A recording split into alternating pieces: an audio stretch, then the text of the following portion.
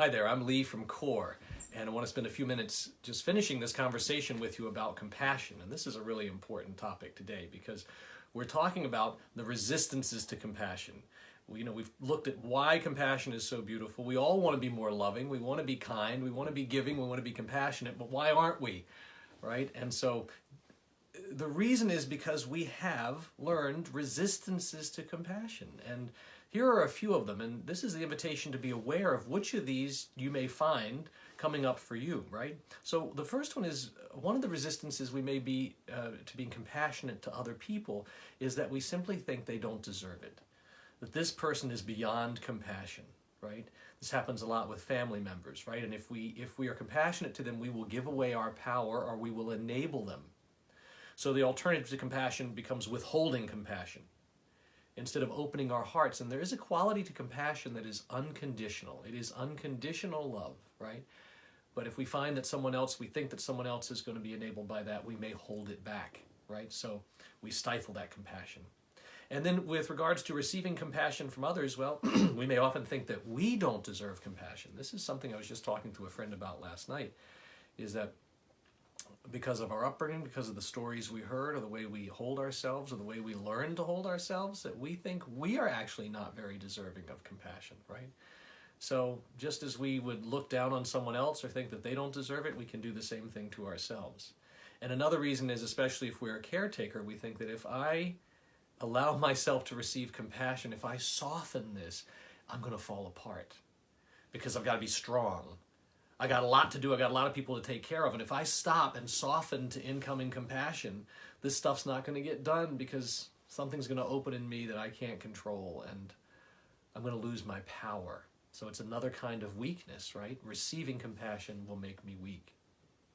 And then self-compassion, well, here's probably the number one resistance to self-compassion.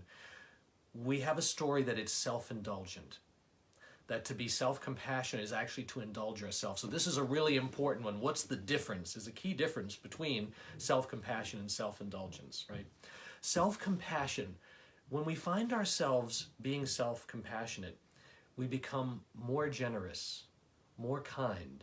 It has a feeling of openness and satisfaction, and it connects us to other people, and it connects us to common humanity. We find this resonance between ourselves and other people. That's what self-compassion allows us to do, to step into that common humanity, right? Self-indulgence has a whole different feel to it. When we spend time being self-indulgent, there's a tightness to it. You may have felt this sometimes if you've given into an addictive period, or a time that feels like you're just gripping. This thing's just gotta happen. And there's a quality to self-indulgence that's not satisfying. When it's over, we don't feel any better. Actually, we feel less connected to people, right? We feel less connected to ourselves, less connected to common humanity, less generous, and it feels a little like this, like we want to hide. That's kind of the byproduct of self-indulgence. So we really want to foster self-compassion, because there's one other thing that self-indulgence does. When we are self-indulgent, we find ourselves thinking a lot about ourselves. That's really the state of self-indulgence, is we spend a lot of time ruminating, thinking, or what we like to call problem solving. You may see this in the state our world is in right now. With so much going on, there may be a lot of consternation, a lot of thinking, a lot of worrying. And a lot of it has to do with me and how I am in this, and how am I showing up, and that which maybe hides as generosity, or we kind of think is somehow generous, or somehow tending to things, or sitting in shame perhaps, actually is just the opposite. It is the very heart of self-indulgence, because it's all about us, and it actually doesn't prepare us for action. When we are self-compassionate, when we live in the flow of compassion, we actually then take action. It then readies us to move forward, to lean into. So this is an important step. As a teacher, a friend of mine used to say, when I said, I'm sorry, he'd say, well, don't be sorry, be good. And to put that into context, it means, oh yeah, I do want to feel the pain and suffering of the world. That's part of empathy that we talked about before.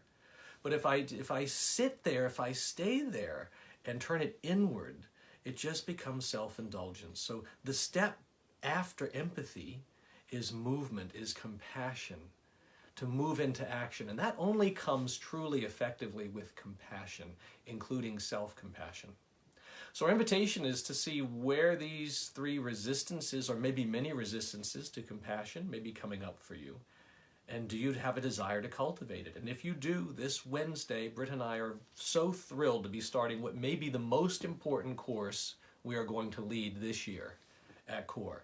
And that's the Brave Heart, a Compassion Cultivation Training, 8 weeks to cultivate that muscle of compassion for myself, for others, and to receive compassion. And this is the place that allows us to be generous, loving, kind agents for change for ourselves and the world. It's a win-win in every direction. And we're a stand for that, for you and for the world. So please join us. We hope to see you there. Thank you.